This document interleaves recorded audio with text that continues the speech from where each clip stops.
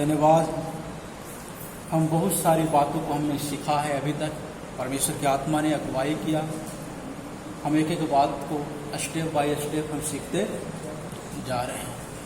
Hallelujah. हमें विश्वास है कि आप सबों ने लिखा है और आप लोगों को याद भी होगा। Hallelujah, hallelujah. आज हम देखेंगे, आज हम सीखेंगे परमेश्वर के स्वभाव के बारे में। परमेश्वर का स्वभाव या गुण। परमेश्वर का जो गुण है वो दो प्रकार के गुण हैं। एक है अद्वितीय गुण और दूसरा नैतिक गुण। इसमें अद्वितीय गुण 8 प्रकार की है और नैतिक गुण भी 8 प्रकार की। बहुत बात है ठीक है, लेकिन हम 8 पॉइंट क्या किया है, चुनकर हमने लिखा है। अद्वितीय का मतलब होता है वैसा उसके जैसा कोई और दूसरा ना हो, जो सिर्फ अकेला हो। समझ गया? जो सिर्फ अकेला हो, अनोखा हो, अनुपम हो। अद्वितीय का मतलब यही होगा, और कोई दूसरा वैसा नहीं है। तो हम आगे हम चलेंगे वचन में और पढ़ेंगे भजन संहिता 139। भजन संहिता 139 निकाल लें। जिनके पास बाइबल है जरूर निकालें। भजन संहिता 139 उसका 7 और 8 मिल गया तो पढ़ें। मैं तेरे आत्मा से भरकर ढाल कर किधर जाऊं, या तेरे सामने से किधर भागूं। यदि मैं आकाश पर चढ़ूं तो तू वहां है, यदि मैं अपना बिछाऊंगा अधोलोक में बिछाऊं तो वहां भी तू है। हालेलुया। धन्यवाद पिता, मदद करे, सहायता करे। हालेलुया। यह कहता मैं तेरे आत्मा से भाग कर किधर जाऊं, या तेरे सामने से किधर भागूं। यदि मैं आकाश पर चढ़ूं तो तू वहां है, यदि मैं अपना बिछौना अधोलोक पर बिछाऊं तो वहां भी तू है। Hallelujah, hallelujah. और हम एक गीत भी गाते हैं, तेरी आत्मा से भाग कर मैं जाऊं कहां। हम परमेश्वर की आत्मा से भाग कर कहीं भी जा नहीं सकते हैं, हम छिप नहीं सकते हैं। क्यों? क्योंकि परमेश्वर सर्वव्यापी परमेश्वर है। Hallelujah, hallelujah. हमारा जो सृष्टिकर्ता परमेश्वर है, जो पूरे ब्रह्मांड को बनाने वाला परमेश्वर और पूरे ब्रह्मांड को ऊपर नियंत्रण रखने वाला परमेश्वर, वो सर्वव्यापी परमेश्वर है। और परमेश्वर का वचन कहता मैं तेरी आत्मा से भाग कर किधर जाऊं, या तेरे सामने से भाग कर किधर जाऊं। मैं आकाश पर चढ़ूं तो वहां भी तू है, और यदि मैं अपना बिछौना अधोलोक में पृथ्वी के गहराइयों में भी बिछाऊं तो वहां भी तू है। और फिर कहता है हाँ तू है।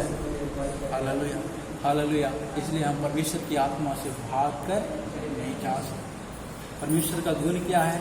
वो सर्वव्यापी है। एक समय में वो हर एक जगह में रहने वाला परमेश्वर है। वो कण कण में बसने वाला परमेश्वर नहीं है। जो बहुत लोगों का ज्ञान है या शिक्षाएं हैं कि परमेश्वर क्या है, कण कण में बसता है। परमेश्वर कण कण में बसने वाला परमेश्वर नहीं है। हालेलुया। संपूर्ण सृष्टि को अपने अधिकार में रखने वाला परमेश्वर है, और संपूर्ण सृष्टि को बनाने वाला परमेश्वर है। और वो सर्वव्यापी परमेश्वर सब जगह में उपस्थित रहता है। वो कण कण में बसता नहीं है। कण कण में बसने का अर्थ और सब जगह में उपस्थित रहने का अर्थ बहुत ही अलग है। हालेलुया। समझ में आया? समझ में आया? कण कण के मतलब क्या होता है कि पृथ्वी पर कोई भी वस्तु है उसमें क्या है, परमेश्वर का वास है। लेकिन बाइबल वैसा ज्ञान नहीं देता है। इसलिए क्या कर रहा है, लोग पत्थर को भी पूज रहे हैं, काठ को भी पूज रहे हैं, सोने को भी, चांदी को भी, हर एक प्रकार की वस्तुओं की उपासना कर रहे हैं, पूजा कर रहे हैं। क्यों? क्योंकि उनकी मानना है कि ईश्वर कण कण में वास करता है। लेकिन हम ये मानते हैं कि परमेश्वर सर्वव्यापी है, सब जगहों में वास करने वाला परमेश्वर है। अगर हम कहीं पर भी हम इकट्ठे हो जाएं और परमेश्वर से प्रार्थना करें, वो हमें हमारी प्रार्थना को सुनता है। हमें किसी विशेष जगह में जाकर प्रार्थना करने की आवश्यकताएं नहीं है। हम अकेला भी कहीं पर भी हम प्रार्थना करेंगे, प्रभु सुन लेता है, क्योंकि एक ही समय में वो हर एक जगह में क्या है, उपस्थित है। इसलिए कहता मैं तेरी आत्मा से भागकर कहीं भी जाऊंगा, प्रभु हमें देख ही लेगा, क्योंकि वचन कहता वैसा कुछ भी नहीं है जो परमेश्वर से छिपा है, वैसा कुछ भी नहीं जो परमेश्वर के सामने प्रकट ना हो। Hallelujah, hallelujah. और हम आगे पढ़ेंगे उसका यिर्मयाह की किताब, यिर्मयाह की किताब 23 अध्याय उसका 23 और 24।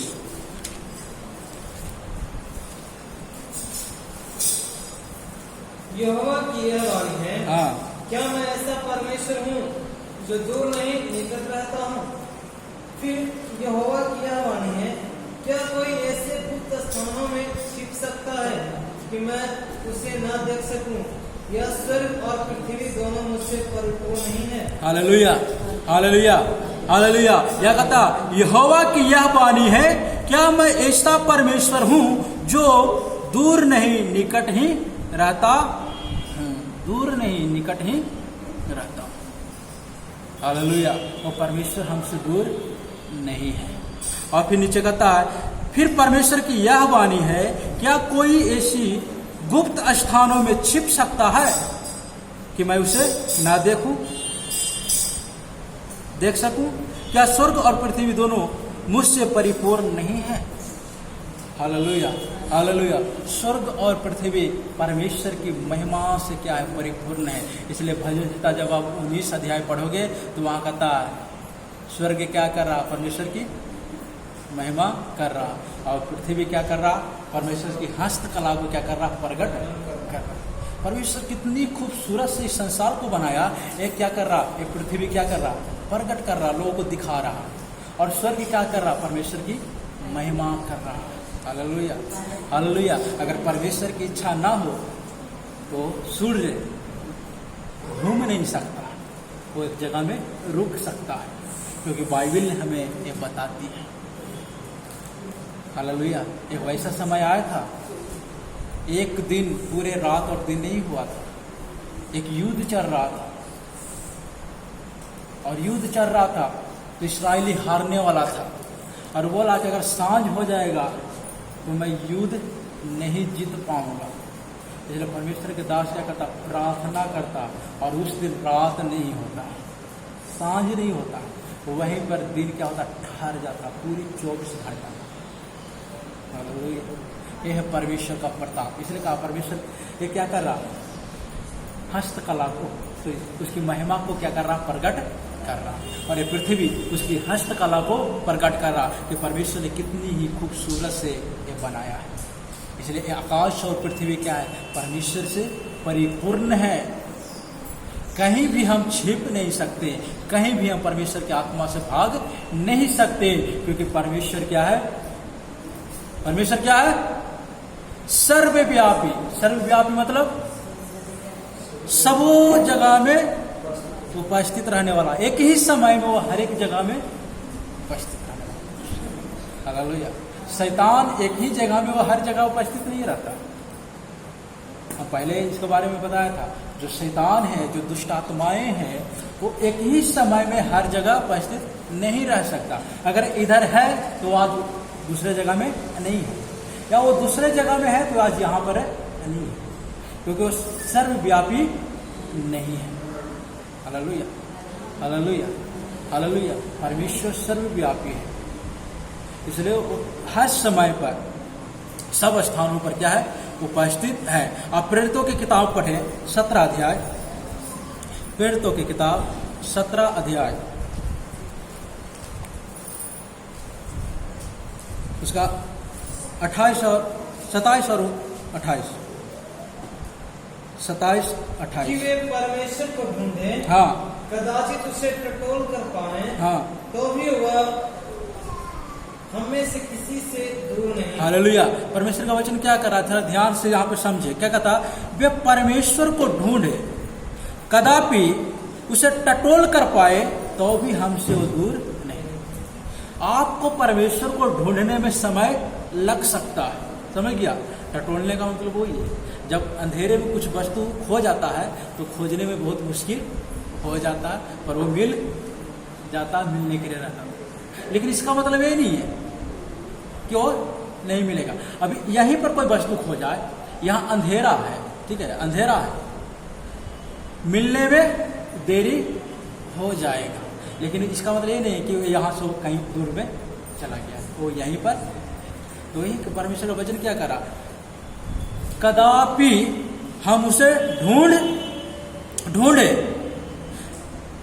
परमेश्वर को ढूंढे, कदाचित उसे टटोल कर पाए, तो भी वह हमसे किसी से दूर नहीं, क्योंकि हम उसी में जीवित रहते हैं, हम उसी में जीवित रहते हैं और चलते फिरते और स्थिर रहते हैं। जैसा तुम्हारे कितने कवियों ने भी कहा है, हम तो उसी के वंशज, हालेलुया, हम उसी में चलते फिरते हैं।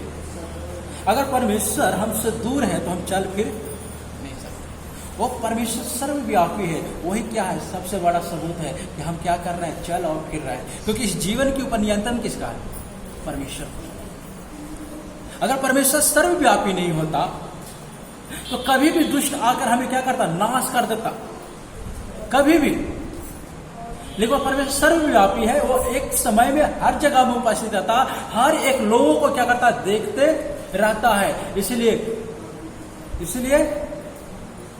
हम जीवित हैं, हम चल और फिर रहे हैं। और नीचे कहता है कि तुम्हारे बहुत से कवियों ने भी कहा है कि हम तो उसी के वंशज हैं, और हम सब उसी के वंशज हैं। कवि लोग भी कहा, इस्राएल का जो पुराने कवि, हमारे भारत में भी बहुत कवि लोग हैं। अगर माना जाए तो कबीर जी एक बहुत ही समाज सुधारक और एक बहुत बढ़िया कवि थे, जिसको कबीर दास बोलते हैं, जिनको उनको मानने वाले कबीरपंथी लोग हैं। एक भारत का बहुत बढ़िया एक समाज सुधारक थे और एक कवि थे। आज भी उनकी दोहाएं पढ़ा जाता है, किताबों में पढ़ा जाता है, उनके जो मानने वाले अनुयायी लोग हैं वो लोग पढ़ता है। उसमें बहुत बढ़िया दोहा दिया गया है। कबीर जी कभी भी नहीं बोले कि हम परमात्मा हैं, वो सच्चे परमात्मा के बारे में लोग ज्ञान देते थे। इसलिए उनका जो जन्म हुआ था बनारस में हुआ था, तो बनारस के बारे में अब मैं बोल देता हूँ। बनारस, वहाँ सबसे ज़्यादा मूर्ति पूजा होने वाला एक स्थान है। अभी तो धीरे धीरे बहुत बदलाव हो गया बनारस में, लेकिन जब ये सब कामों को जब कबीर जी देखते थे तब एक दोहा बोले थे। वो आज भी दोहा बोला जाता है। वो दोहा क्या है मैं बोलने के लिए नहीं आता, लेकिन ऐसा है कि अगर लोग पत्थर को पूज रहा है ईश्वर समझकर, तो मैं क्या करूँगा, बड़ा पहाड़ को पूजूंगा। कहने का मतलब इस लोगों को सुधार रहे थे, लोगों को ज्ञान दे रहे थे कि पत्थर में कोई परमेश्वर की वास नहीं है। समझ गया? जो लोग मानता है कि कण कण में ईश्वर है, उनके लिए दोहा है। इसलिए वो ये भी बात बताएं, कुंभ मेला सबसे ज़्यादा पहले बनारस में होता था, गंगा स्नान जिसको बोलता है। बहुत लोग वहीं के रहने वाले कबीर जी बोले थे, नहाए धोए से क्या भाई, मन का मैल ना जाए, मीन सदा जल में रहे, धोए वासना। समझ में आया कुछ? अगर नहाने से धोने से अगर हमारा मन के मैल चला जाएगा, हमारे जीवन की पाप चला जाएगा, तो हमारा क्या है, गलत सोच है। क्योंकि कबीर जी कहते हैं जो मछली है वो हमेशा क्या है, जल में रहता है, फिर भी उसको कितना भी धो दो उसके अंदर से बदबू जाने वाला नहीं है। समझ में आया बात? तो ऐसे ऐसे कवि बहुत लोग रहा है दुनिया में, जो समाज को अपने ज्ञान से क्या करता था, समझाता था। लेकिन बाद में चलकर लोगों ने क्या किया, उसी को परमात्मा बना दिए। उनका जो अनुयायी लोग थे उन्हीं को क्या किए, ईश्वर बना दिए। और ये दुनिया आज अलग अलग धर्मों में बट गई। और क्या है, सच्चे परमेश्वर सब लोग दूर। Hallelujah, hallelujah, hallelujah. इसलिए हम परमेश्वर से कहीं छिप नहीं सकते। परमेश्वर का वास कण कण में नहीं। अगर कण कण में होता तो कबीर जी ये दोहा कभी भी नहीं बोलता कि पत्थर को पूजना गलत है, कभी भी नहीं बोलता। लेकिन आज उनकी जो अनुयायी है वो मानता है कि कण कण में क्या है, ईश्वर का वास है। Hallelujah, hallelujah, hallelujah, hallelujah. परमेश्वर क्या है? सर्वव्यापी परमेश्वर है, और एक समय में वो हर एक जगह में उपस्थित रहने वाला परमेश्वर है। एक ही समय में वो हर जगह उपस्थित रहने वाला परमेश्वर है, क्योंकि परमेश्वर क्या है? सर्वव्यापी सर्वशक्तिमान परमेश्वर है। हालेलुया। आगे हम पढ़ेंगे भजन संहिता 139 का ही निकाल लें। 139 उसका 1 से हम पढ़ेंगे।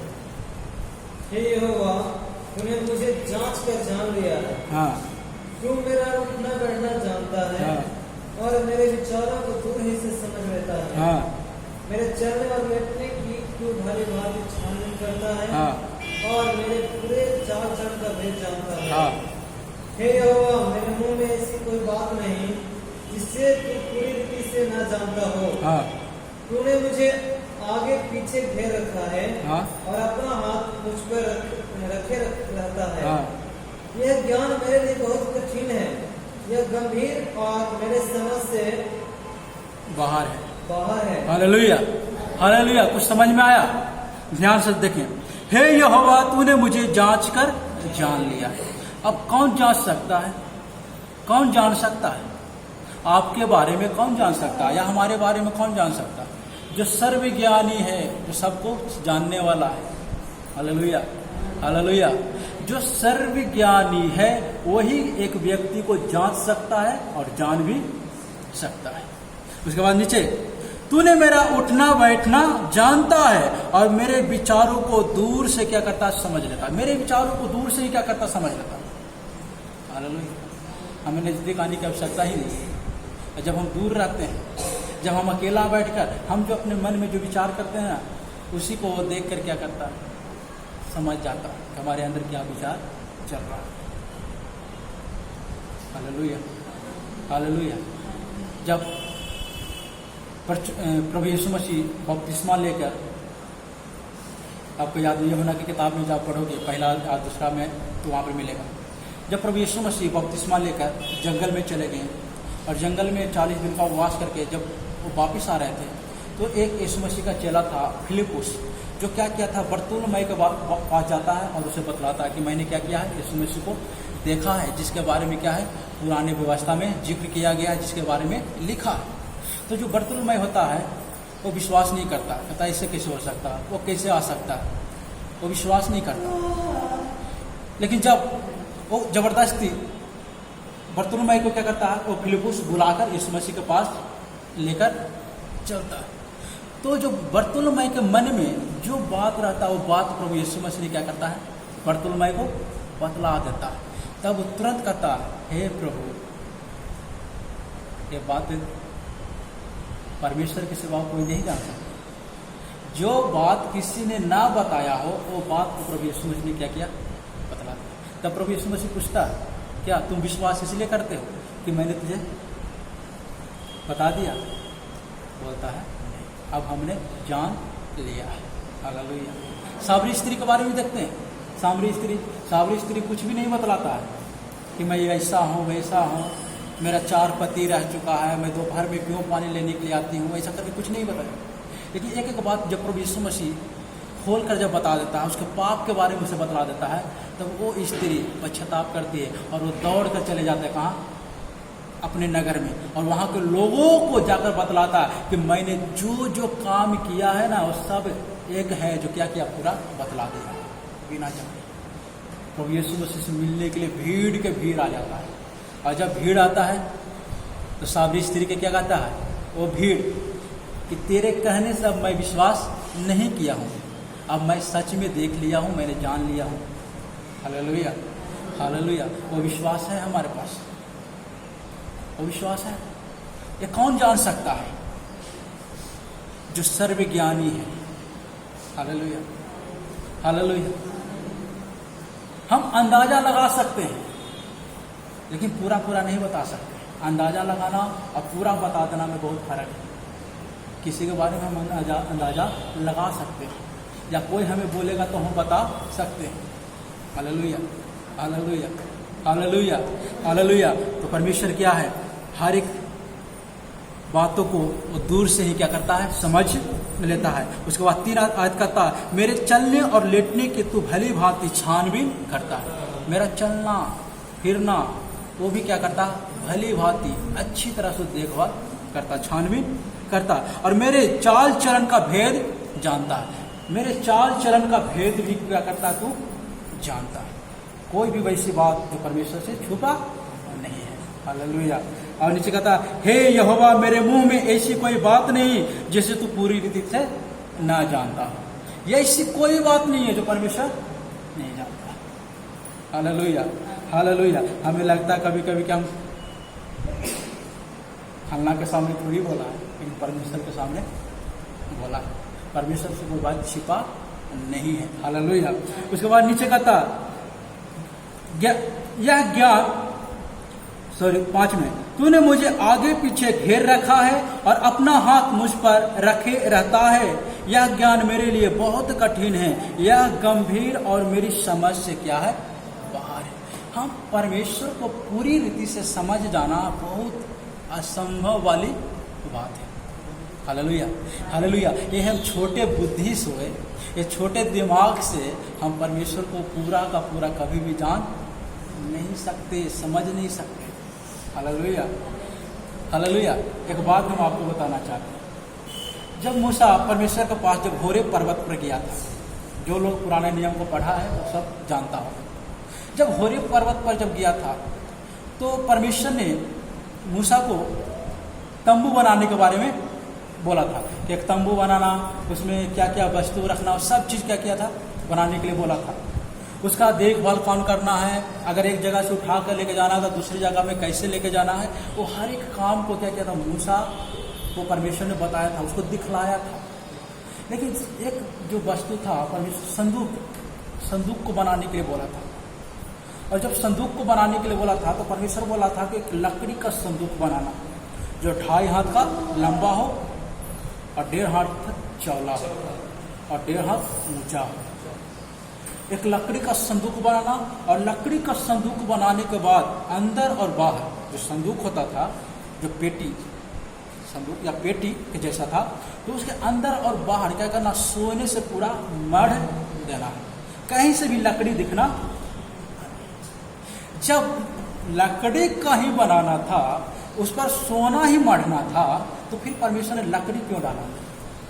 यह बात मूसा को भी समझ में नहीं आई। आपको समझ में आया?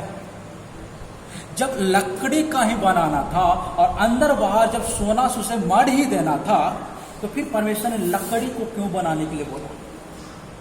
मूसा को भी यह बात समझ में आया और वो मूसा पूछने भी नहीं गया, परमेश्वर से बना दिया। Hallelujah, hallelujah. वो लकड़ी और सोना क्या है पता है? उसका अर्थ जानते हो? बाइबल पढ़ेंगे तो हमें समझ में आएगा। वो संदूक ही एक वैसा मात्र एक वस्तु था जिस पर परमेश्वर की महिमा ठहरा करती थी, एक ज्योति के रूप में। 2 करूब के बीच में परमेश्वर की महिमा एक ज्योति के रूप में ठहरा करती थी। और जो महायाजक था, साल में एक बार उसको देखने के लिए वो मिलता था। हर दिन उसके अंदर नहीं जा सकता, हर दिन नहीं जाने की अनुमति था, साल में एक बार जाने की अनुमति था। वो भी अपने आप को शुद्ध करके जाना है। अगर गलती से भी अगर अंदर चला गया ना, तो वहीं पर उसका मौत हो जाता था। इसलिए याजक लोग को क्या करता था, पैर में रस्सी बांधकर अंदर भेजता था, क्योंकि लोगों को पता नहीं कि याजक जो महायाजक है वो कैसा मन से अंदर जा रहा है, कहीं गलत तो किए हुए नहीं है, पाप तो किए हुए नहीं है। इसलिए क्या करता था, उसको पैर में रस्सी बांध कर उसको अंदर भेजता था परमेश्वर की उपस्थिति के सामने, जहाँ पर संदूक रखा हुआ रहता था, ताकि अगर कोई मर भी जाए या किसी प्रकार की आवाज ना आए तो तुरंत रस्सी से पकड़ के उसको बाहर खींच लिया जाता था। इतना इसराइलियों के बीच में परमेश्वर से डर था कि परमेश्वर सिर्फ महायाजक ही उसकी महिमा को देख सकता था और कोई दूसरा नहीं देख सकता। और एक कहाँ पर था, परमेश्वर के जो संदूक जो बनाने के लिए परमेश्वर ने बोला था, उस संदूक को पठाता था। Hallelujah, hallelujah.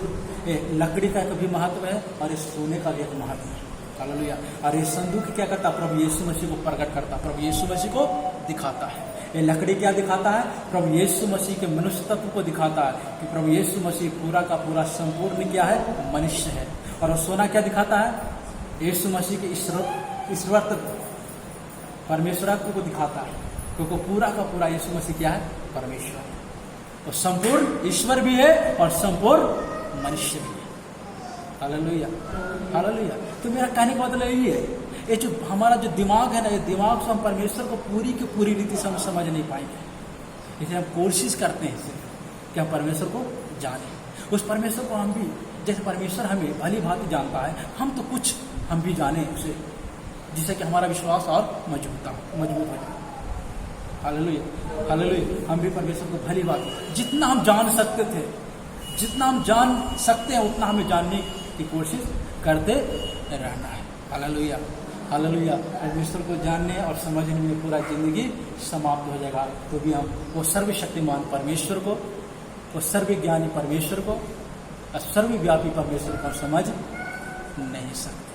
Hallelujah, hallelujah, hallelujah, hallelujah, hallelujah. आज एक बात ध्यान में रखना, वो संदूक का लकड़ी क्या बतलाता है?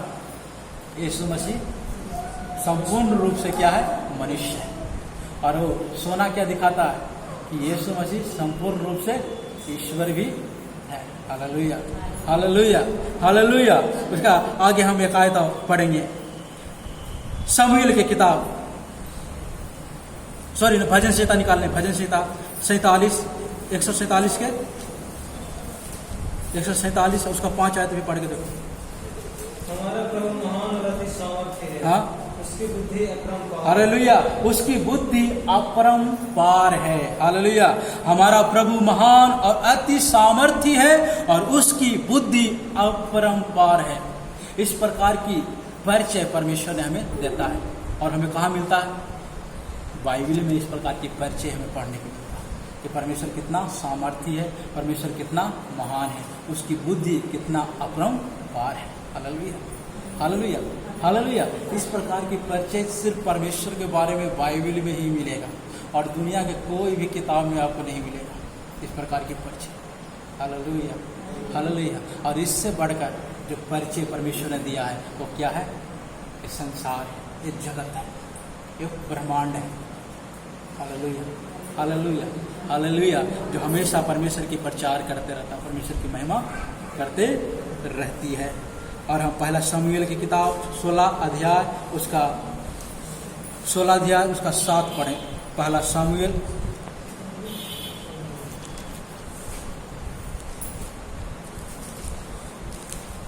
16 अध्याय उसका 7 आए।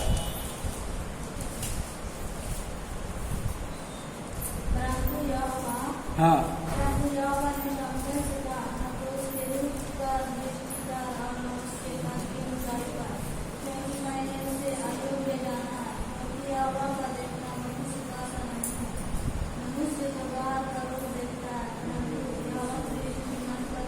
Hallelujah, hallelujah.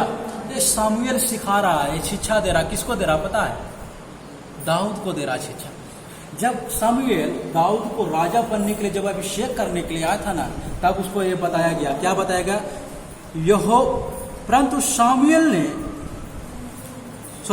परंतु यहोवा ने शमूएल से कहा, यहोवा ने किससे कहा? शमूएल से कहा, ना तो उसके रूप पर दृष्टि कर और ना, यहाँ पर हमें इसके बारे में बता देना चाहते हैं।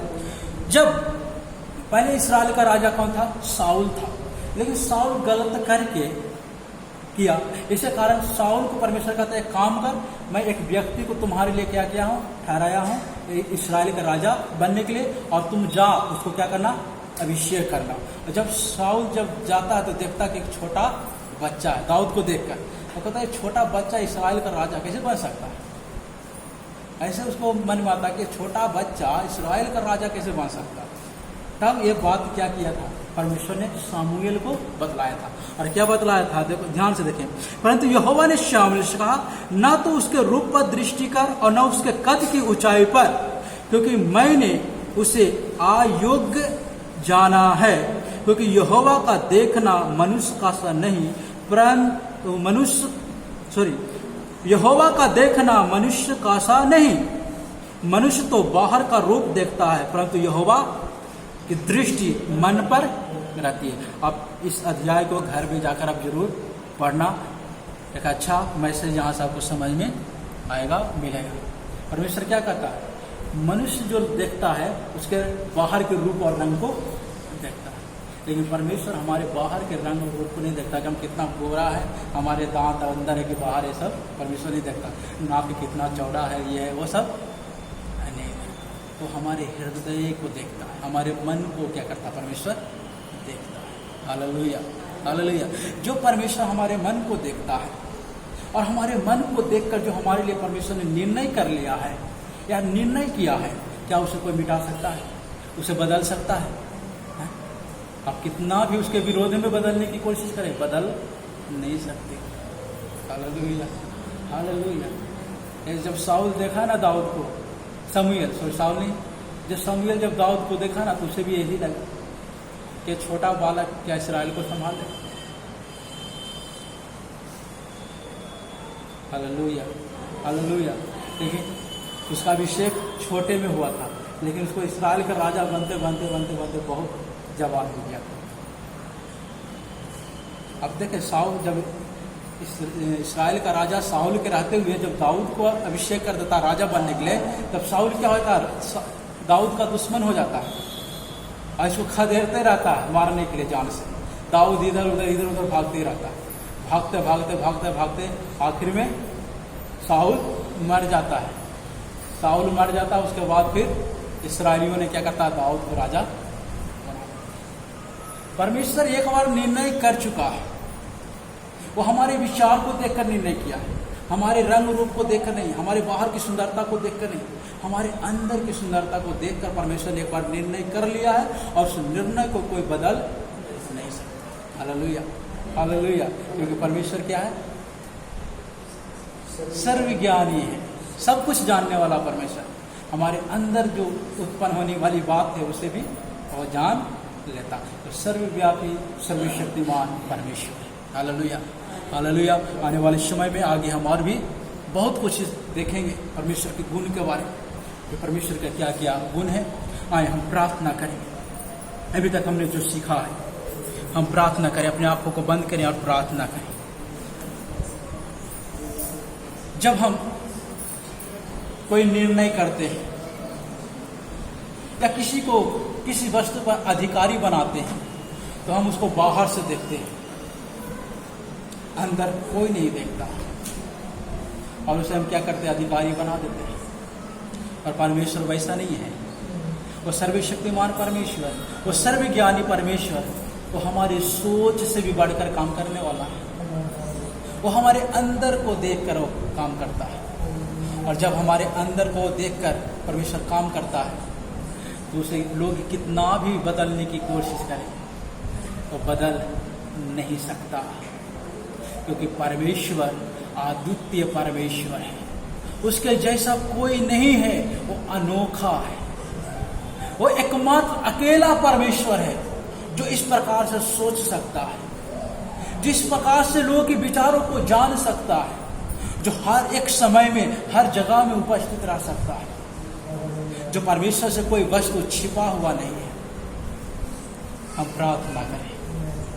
धन्यवाद सर्वशक्तिमान परमेश्वर, सर्वव्यापी परमेश्वर, अद्भुत युक्ति करने वाला पराक्रमी पिता, हम धन्यवाद करते हैं, आपकी महिमा करते हैं। स्वर्गीय पिता, आपकी कृपा, प्रभु यीशु मसीह आपकी आशीष हो पिता। जितने भी लोग आपके वचनों को सुना है सबों को आशीष करें, सबों को सामर्थ्य प्रभु जी। आज की वचन इनके विश्वास की दृढ़ता के लिए होने पाए स्वर्गीय पिता। इनके विश्वास की जो कमजोरी है उस कमजोरियों को निकाल दे और इन्हें आशीष करे, उन्हें दृढ़ करे पिता।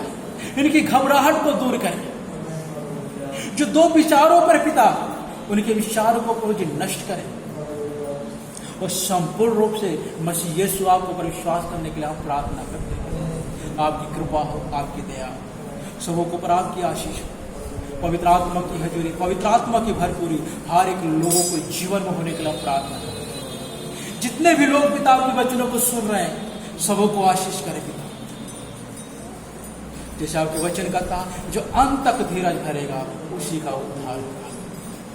सत्य पिता, अंत तक धीरज धरने के लिए आप मदद करें, आप सहायता करें। प्रभु यीशु मसीह आपकी कृपा, प्रभु यीशु मसीह आपकी आशीष हो। Hallelujah, hallelujah, hallelujah, hallelujah, hallelujah.